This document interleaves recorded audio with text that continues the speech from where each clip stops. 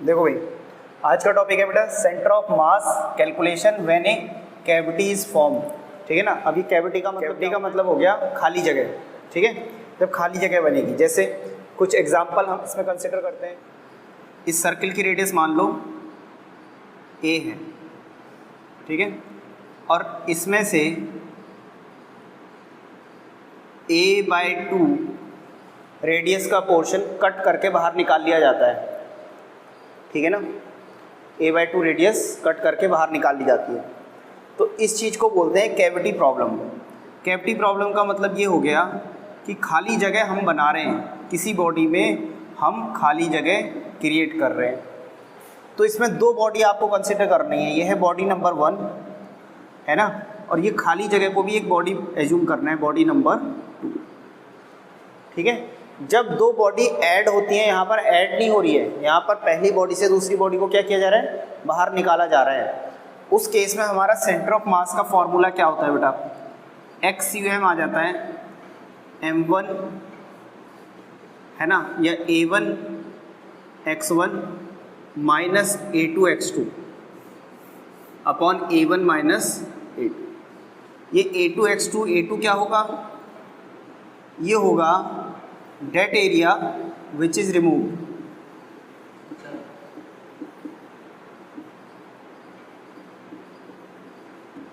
Which is removed.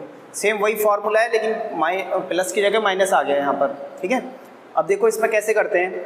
जैसे मान लो इसको आपने बेटा वाई एक्सेस एज्यूम कर लिया, ये आपका वाई एक्सेस है, और इसको मान लिया आपने क्या, एक्स एक्सेस मान लिया इसको, और ये आपका ओरिजिन हो गया 0,0। इस केस में आपका क्या होगा, आप ध्यान से देखो, जो XUM निकल के आएगा इस बार आपका, है ना, वो क्या आ जाएगा। देखो A1 क्या है आपका, A1 है बेटा पाई r स्क्वायर, यानी पाई a स्क्वायर। A2 क्या होगा, इसकी रेडियस तो a/2 हो जाएगी, समझ रहे हो, इसकी रेडियस क्या है, a/2। तो A2 क्या हो जाएगा आपका, हो जाएगा पाई a/2 का होल स्क्वायर, या फिर पाई a²/4। ठीक है, दूसरा, इसका सेंटर ऑफ मास, ये पूरी बॉडी का कहाँ पर है बेटा, खुद के सेंटर पर है। तो इसका सेंटर ऑफ मास लेना है, x1 तो है इसका कितना 0, और y1 क्या है इसका 0। मतलब ओरिजिन से इसका सेंटर ऑफ मास कितनी दूरी पर है, ये इसका सेंटर ऑफ मास खुद ही ओरिजिन पर है, तो ओरिजिन से कितना दूरी पर होगा, x भी 0 पर और y भी 0 पर। जैसे इस वाली बॉडी का सेंटर ऑफ मास हो गया ये डॉट, ये सेंटर ऑफ मास इस ओरिजिन से कितना दूरी पर है, तो इसका x2 कोऑर्डिनेट हो जाएगा a/2, लेकिन इसका y कोऑर्डिनेट कहाँ पर है, ओरिजिन से किसी भी हाइट पर नहीं है, यहीं पर है, तो y2 क्या हो जाएगा बेटा 0। समझिए। अब आपको सेंटर ऑफ मास निकालना है। अच्छा, अंदाजे से बताओ कि मैं जैसे 3 पॉइंट लिख रहा हूँ, point number 1, point number 2, point number 3, आपको क्या लगता है कि सेंटर ऑफ मास कहाँ शिफ्ट होना चाहिए, 1, 2 या 3 पर। जब आप एक हिस्सा कट करके बाहर निकाल दोगे तो वो कौन सा पॉइंट होगा जिसके लेफ्ट का और राइट का, ऊपर का नीचे का वजन सेम होगा, 1, 2, 3, कौन सा 1 होगा बेटा। आप देखो ना, इधर का वजन ज़्यादा है, इधर तो खाली हो गया ना।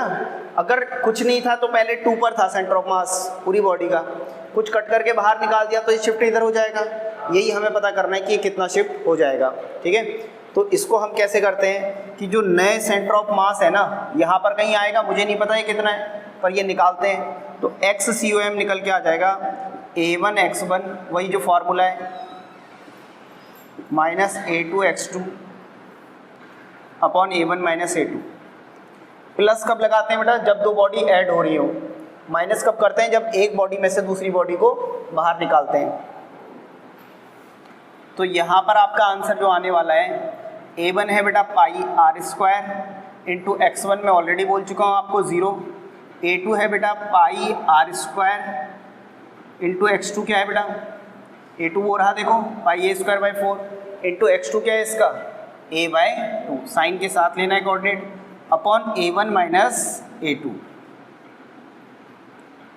तो जब आप इसको सॉल्व करोगे तो ये वाले फैक्टर तो बेटा 0 हो जाएगा, है ना, और ये वाला फैक्टर क्या हो जाएगा, माइनस पाई ए की पावर 3/8, ठीक है, होल अपॉन में ये कितना हो जाएगा, 4 बन जा 4 में से 1 जाएगा 3 पाई ए स्क्वायर अपॉन 4, ठीक है। तो ये बेटा पाई से पाई कैंसिल, 4 2 जा 8, आंसर जो आपका आएगा, और ए स्क्वायर से ए कैंसिल, तो माइनस का ए, अच्छा यहाँ कुछ नहीं बचा, इंटू 1 अपॉन ये 2 और 3 6/6 माइनस a/6, ओरिजिन से माइनस a/6 पर है, माइनस a/6 का मतलब लेफ्ट की साइड को आ गया, ठीक है ना। देखो a/6 आप कैसे देखोगे बेटा, यहाँ 1 की साइड आ गया, ये तो कंफर्म है। जैसे यहाँ से यहाँ तक की डिस्टेंस है a है, इसके 3 हिस्से होंगे तो क्या होंगे, वो a/3 a/3 a/3, उस a/3 का भी हाफ वो होगा a/6। बात समझ में आ रही है। अच्छा YCOM निकालने की ज़रूरत है नहीं इसमें, YCOM कहाँ पर आएगा बेटा, ना ऊपर आएगा ना नीचे, यहीं पर आएगा इसी लाइन पर, तो YCOM आ जाएगा 0, ठीक है। वैसे भी अगर आप फॉर्मूले से करना चाहो तो यहाँ A1 Y1 लिखोगे, यहाँ A2 Y2 लिखोगे, और Y1 देखो मैंने वहाँ क्या लिखा है 0, यहाँ 0 लिखोगे, माइनस A2 इंटू Y2 लिखोगे, Y2 क्या लिखा है बेटा 0, तो 0 माइनस 0 अपॉन समथिंग, तो आंसर क्या आएगा 0 आएगा YCOM। वैसे भी हमें पता है वो लाइन ना ऊपर होगी ना नीचे, है ना। मैं ये बोल रहा हूँ लाइन 1 होगी सेंटर ऑफ मास, लाइन 2 होगी कि लाइन 3 होगी। आप बोल रहे हो सर ये तो इधर को शिफ्ट हो जाएगा, वो बात ठीक है, इधर को तो x में शिफ्ट हुआ, अब ऊपर शिफ्ट होगा कि नीचे शिफ्ट होगा, तो लाइन 2 ही रहेगी, इसके ऊपर का वजन और नीचे का वजन सेम है, इसका मतलब YCOM इसी लाइन पर रहेगा, तो YCOM का कोऑर्डिनेट क्या आने वाला है 0, और फॉर्मूले से भी करोगे तब भी 0 आएगा।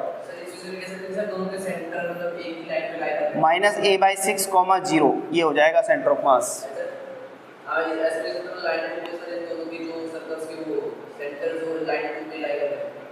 नहीं ये गिवन है, हाँ ये जो सेंटर है ये एक ही उसमें लाइन में, हाँ सर्कल मान लो ये यहाँ से कैविटी ना बना के यहाँ से कहीं से बना ले तो हम उस तरीके से कर सकते हैं, उसमें कोई मुश्किल नहीं है। नोट कर लो इसको, फिर अगला क्वेश्चन दे रहा हूँ तुम्हें करना है। अगला देखो बेटा, अगला पार्ट आपको करना है, अभी मैं क्वेश्चन आपके सामने लिख दे रहा हूँ। सेम क्वेश्चन है, इसकी रेडियस a है, ठीक है ना, रेडियस क्या है इसकी a, यहाँ पर से एक कट किया जाता है, ठीक है ना, एक सर्कल को कट किया जाता है, ऑब्वियसली इसकी रेडियस a/2 होगी जिसको कट किया गया है। ये पहला सेंटर है, ये O1 है, और इसको यहाँ पर प्लेस कर दिया जाता है, यहाँ से कट किया जा रहा है इसको सर्कल को, और यहाँ पर क्या कर दिया गया है, प्लेस कर दिया है, ठीक है। अब इसके ऊपर ऐसे एक एक्स्ट्रा वजन आ गया, ठीक है, तो आपको ये बताना है कि अब सेंटर ऑफ मास कहाँ पर होगा। अब कुछ ऐसी सिचुएशन है बेटा कि ये वाला जो शेडेड वाला रीजन है ना, उसमें तो मास मौजूद है, जो शेडेड वाला है उसमें तो वजन है, और जो खाली है सफ़ेद वाला वो खाली है, हवा वाला, यहाँ से कट के और यहाँ चिपका दिया, लेकिन यहाँ पे वजन बढ़ गया। पहले जो इसका मास था उसके अलावा जो एक्स्ट्रा बॉल आ गया, पहले तो फेंक दिया था इस बॉल को, अब इसके ऊपर रख दिया है, तो एक तरीके से यहाँ का वजन बढ़ गया ना, तो मास और इस तरफ को शिफ्ट हो जाएगा। तो ये बात तो कंफर्म है कि सेंटर वाले पॉइंट O से ये O2 की तरफ को शिफ्ट हो जाएगा, लेकिन कितना शिफ्ट होगा, ओरिजिन अगर ये है 0,0 तो सेंटर ऑफ मास की पोजीशन क्या होगी ये बताना है। आंसर मैं लिख देता हूँ इसका, आंसर आ रहा है बेटा a/4। अब आप समझ जाओ a/4 का मतलब ये a/2 है, तो यहाँ पर कहीं पर ये जो पॉइंट है ये a/4 है, ये आंसर लाना है तुम्हें, मैंने पहले ही बोल दिया, ठीक है। हाँ मतलब यहाँ पर सेंटर ऑफ मास शिफ्ट हो रहा है a/4 पे। अब तुम बताओ कैसे आएगा, तरीका वही है। इसमें कितनी बॉडीज है बेटा, 1 2 की 3? चलो 1 मिनट का टाइम दे रहा हूँ, आप ट्राई करो बेटा, ठीक है। चलो भाई इधर देखो, तो अब देखो बेटा इसमें 3 बॉडीज है, ठीक है। पहली बॉडी तो बड़ा वाला सर्कल है, दूसरी बॉडी ये खाली वाला सर्कल है, मानना है इसको भी एक बॉडी मानना है, और तीसरी बॉडी ये एक्स्ट्रा वाला सर्कल है, ठीक है। तो एक्स सी ओ एम आप क्या लिखोगे बेटा इसमें, वो लिखोगे पहले वाली बॉडी का एरिया A1, जो 1 नंबर की बॉडी है ना, है ना, आप 1 नंबर किसको देना चाहते हो बताओ, 1 नंबर इस बड़े वाले को दे दो, 2 नंबर इस छोटे वाले खाली वाले को दे दो, हवा वाले को, और 3 इसको दे दो। जो 1 नंबर का एरिया है वो तो है बेटा पाई आर स्क्वायर A1, मैं ऐसे करने वाला हूँ A1 x1 माइनस जो 2 वाले का है इसका एरिया तो माइनस हो रहा है तो A2 x2, और जो 3 वाला है वो बॉडी एक्स्ट्रा जुड़ रही है तो उसको प्लस लेते हैं बेटा इस केस में A3 x3 होल अपॉन में क्या करते हैं A1 जो बड़ा वाला है वो तो है ही है A1 और उसमें से कुछ काट के निकाला है तो माइनस का A2 प्लस का A3 और प्लस का जो डाला गया है वो क्या हो जाएगा प्लस का A3। ठीक है, अब यहाँ पर क्या हो जाएगा A1 क्या है बेटा पाई आर स्क्वायर, x1 क्या है बेटा 0। बताओ बड़े वाले का कोऑर्डिनेट क्या है, x कोऑर्डिनेट 0 ही है ना, वो तो वही माना है हमने ओरिजिन। और दूसरा A2 क्या है बेटा जो 2 नंबर की बॉडी है उसका एरिया क्या हो जाएगा पाई आर स्क्वायर, अगर तुम ध्यान से देखो तो A स्क्वायर बाई 4 लिख दिया मैंने डायरेक्ट। और x2 क्या हो जाएगा बेटा इसका, बोलो बोलो बोलो, इसका x2 क्या हो जाएगा, इसका खुद का सेंटर ही तो है O1 है ना, या O2 जो भी आप बोलना चाहो, दूसरी बॉडी है तो O2, तीसरी बॉडी है तो इसका सेंटर O3 और पहली बॉडी है तो इसका सेंटर O1। ठीक है, तो O2 का x कोऑर्डिनेट क्या हो जाएगा माइनस का A/2 और तीसरा एरिया A3 ये क्या हो जाएगा बेटा पाई A स्क्वायर बाई 4 और x3 क्या हो जाएगा इसका कोऑर्डिनेट है ना। ये तो मैंने बेटा आंसर वाला एरो लगाया था ना, इसको हटा देता हूँ थोड़ी देर के लिए। तो x3 हो जाएगा आपका तीसरी बॉडी का सेंटर, पर वो ओरिजिन से कितना दूर है प्लस का A/2। बस अब तीनों वैल्यू मैंने लिख दी A1 x1 A2 x2 A3 x3, आपको यहाँ वैल्यू पुट करके आंसर निकाल लेना है। अब देखो क्या आ जाएगा R/4 आना चाहिए या A/4 आना चाहिए।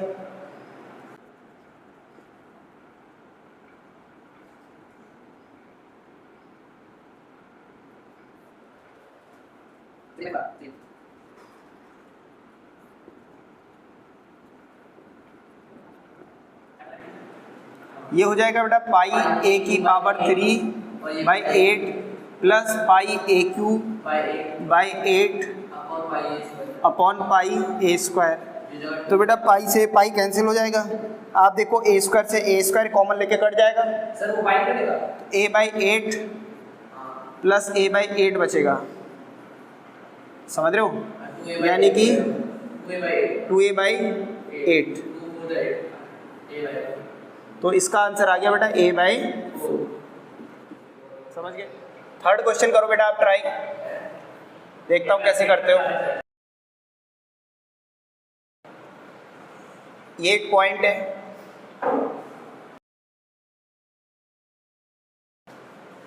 ये O है, ठीक है, ये एक आर्क है बेटा AB, ये एंगल दे रखा है आपको फाई। आपको इसका सेंटर ऑफ मास बताना है, यहाँ से O से इसका सेंटर ऑफ मास कहाँ पर होगा, ये रेडियस है इसकी R, XUM फ्रॉम O। आपको ये बताना है बेटा इस पूरे का सेंटर ऑफ मास जो है ये तो होगा नहीं पॉइंट बेटा। अगर आप सोचो आपके मन में आएगा सर ये पॉइंट होगा, बेटा इसको धागे से बांधोगे, ये जो ये चीज़ है ना, ये चीज़ इसको अगर आपने ऐसा सीधा कर दिया और इस पॉइंट से बांध दिया धागे से तो ये सीधा रहेगा क्या, गिर नहीं जाएगा। तो एक तरीके से मैं बोल रहा हूँ इसका सेंटर ऑफ मास यहाँ कहीं होगा, तो ये बताना है O से कितनी दूरी पर है वो सेंटर ऑफ मास। ठीक है, ये फाई एंगल है बेटा, ये गिवन है, इसकी टर्म्स में बताना है, R की टर्म्स में बताना है। एंगल AOB फाई है, हाँ एंगल AOB फाई, हाँ एंगल AOB फाई है, हाँ AOB ये फाई है, मतलब ये जो आर्क है ये आर्क सेंटर पर फाई एंगल सबटेंड कर रही है। ठीक है, आंसर इसका मैं बता देता हूँ आपको क्या आएगा, 2R upon phi, 2R upon phi into sine five by 2, ठीक है, ये आना चाहिए। ट्राई करो। देखो बेटा, जब भी बॉडी में, अच्छा इसका मास आप चाहें तो एज्यूम कर लो m, वैसे ज़रूरत नहीं पड़ती क्योंकि वो कट जाता है ना। आप देखो इसमें मास आ नहीं रहा है तो कट जाएगा चाहे तो आप एज्यूम कर लो मास m है। तो इस रिंग में बेटा आपको क्या करना है, जैसे ये आपकी x एक्सिस हो गई और इधर हो गई आपकी y एक्सिस। आपको एक जनरल पार्टिकल एज्यूम कर लेना है कोई सा भी। मान लो ये एक पार्टिकल है, अरे इधर देखो, इधर देखो, एक छोटे छोटे पार्टिकल से मिलके बनी है। ये पहला पार्टिकल, दूसरा पार्टिकल, तीसरा, चौथा, पांचवा, समझ रहे हो ऐसे, ये बहुत सारे। और ये कौन सा पार्टिकल होगा बेटा, लास्ट। कुछ बात समझ में आ रही है? मैं इसमें एक जनरल पार्टिकल एज्यूम कर लेता हूँ कोई सा भी। मान लेता हूँ कि मैं यहाँ से, ये पूरा एंगल तो फाई है ही, मुझे याद रखना है इसको, है ना। मान लेता हूँ कि ये वाला एक पार्टिकल है बेटा, ये, ठीक है।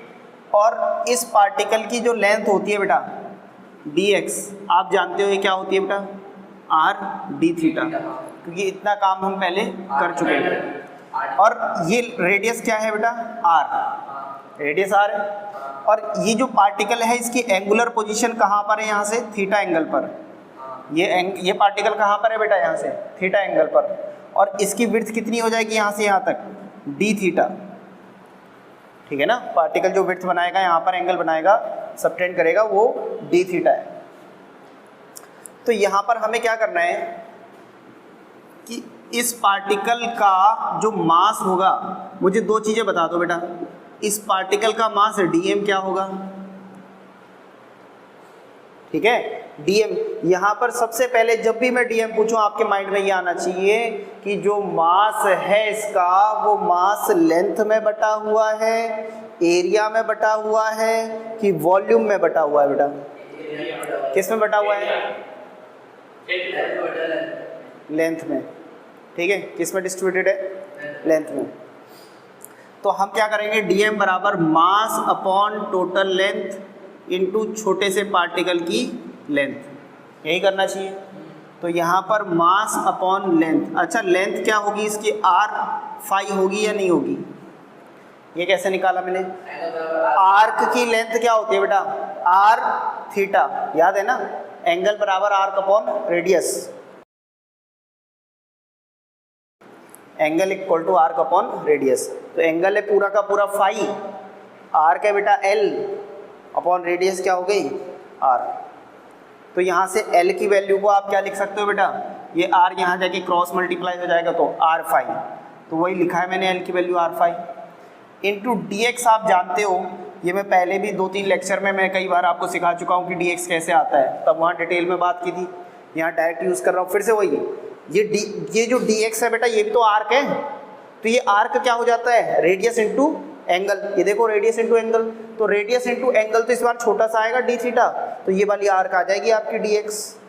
तो यहाँ पर मैं लिख रहा हूँ r d थीटा, ठीक है। r से r हो जाएगा बेटा कैंसिल।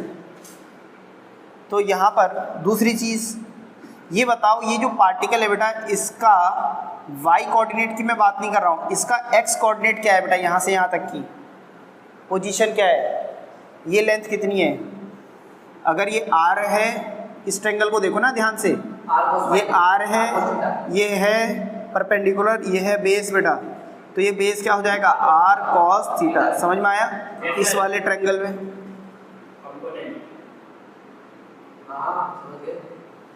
r cos theta. तो बेटा इसका x कोऑर्डिनेट हो गया ना r cos थीटा। आप बोलोगे sir y coordinate r sin theta होगा, वो बात ठीक है, पर वो मेरे किसी काम का नहीं है फिलहाल। मुझे पता है इस रिंग का सेंटर ऑफ मास होगा तो बेटा इसी लाइन पे, ना इस लाइन से ऊपर वाली लाइन पे, ना नीचे वाली लाइन पे, होगा तो इसी लाइन पे। तो मैं ऊपर नीचे निकालूंगा ही नहीं y कोऑर्डिनेट, मैं खाली क्या निकालूंगा इसका, x कोऑर्डिनेट। तो x कोऑर्डिनेट का फॉर्मूला क्या हो गया, दूसरी चीज मैं यहाँ लिख देता हूँ, अभी मैंने क्या बताया था x बार, वो क्या आ गया बेटा आपका r cos थीटा। तो अब आप बताओ फॉर्मूला क्या कहता है, कि x सेंटर ऑफ मास कैसे निकलता है बेटा, dm into x bar upon dm, याद है फॉर्मूला? रिवाइज करें सारी चीज़ें। अब dm जोड़ के तो बेटा पूरा मास बन जाता है, और ऊपर वाला dm मैं निकाल चुका हूँ, इसीलिए क्या m upon 5 into D theta, और x बार क्या हो गया इसका, r cos theta, r cos theta, m से m कैंसिल, तो बेटा r अपॉन 5 इंटीग्रेशन में क्या आ जाएगा, नहीं खाली cos थीटा और d थीटा। क्या आप जानते हो cos थीटा का जो डिफरेंशिएशन होता है बेटा, वो माइनस साइन थीटा होता है, डिफरेंशिएशन वो होता है माइनस साइन थीटा, तो इंटीग्रेशन हो जाएगा प्लस का साइन थीटा। लिमिट लगानी है, लिमिट हम क्या लगाएंगे इसमें, अब हाँ लिमिट वाली बात है, ये सिखानी है।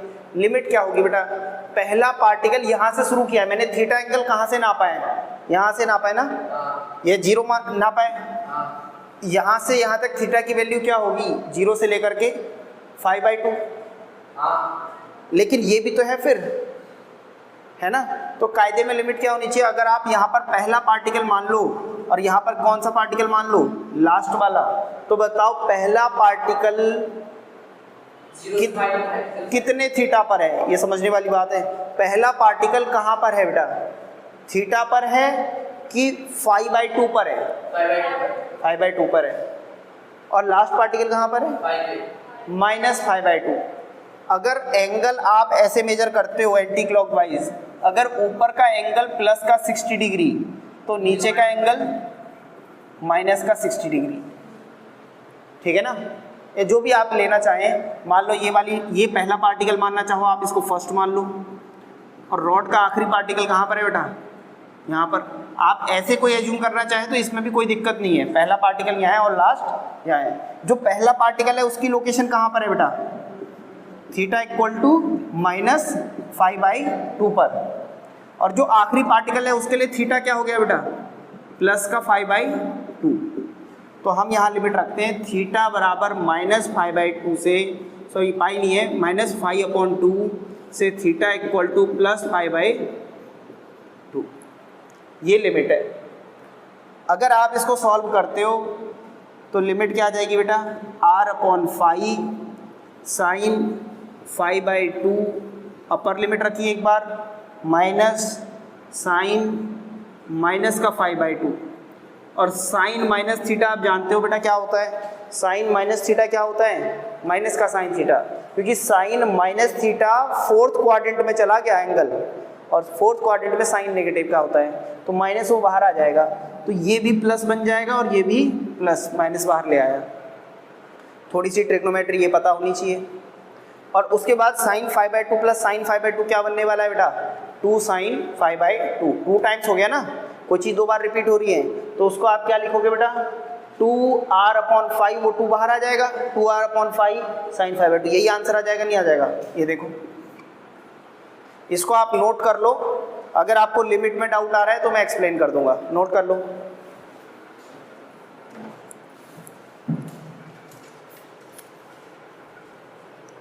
बेटा एक क्वेश्चन आसान है, मैं आपको दे रहा हूँ, जिसमें इंटीग्रेशन की जरूरत नहीं है। देखो डिस्ट्रीब्यूटेड मास सिस्टम था ना, तो इंटीग्रेशन की जरूरत पड़ी।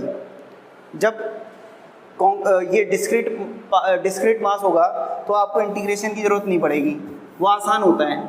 जैसे मैं आपको एक क्वेश्चन दे रहा हूँ अभी डिस्क्रीट मास सिस्टम का, आप बताओ इसका सेंटर ऑफ मास क्या होने वाला है।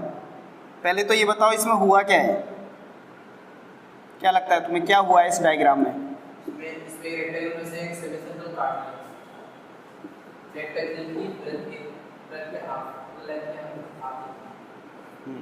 इसका सेंटर ऑफ मास बताना है। अगर ये मैं ओरिजिन अपनी तरफ से बोल देता हूँ आपको, इसको ओरिजिन ले लो, हालांकि ऐसा फिक्स नहीं है, आप यहाँ ओरिजिन ले सकते हो, उसकी पोजीशन वेक्टर अलग अलग आएगा लेकिन लोकेशन तो एक ही जगह आएगी, है ना, कोऑर्डिनेट अलग अलग हो जाता है ओरिजिन के हिसाब से। तो आप बताओ बेटा इसका सेंटर ऑफ मास क्या होगा। मैं फिर बोल रहा हूँ, एक रेक्टेंगल है 2r और r, उसमें से एक सेमी सर्कल टाइप का कट किया गया है ना, इस टाइप का कट किया गया है, या सेमी सर्कल बोलो, सेमी सर्कल ही है ना, गिवन है। तो आपको ये बताना है बाकी का सेंटर ऑफ मास कहाँ होगा। आंसर मैं लिख देता हूँ, ये आंसर आ रहे हैं।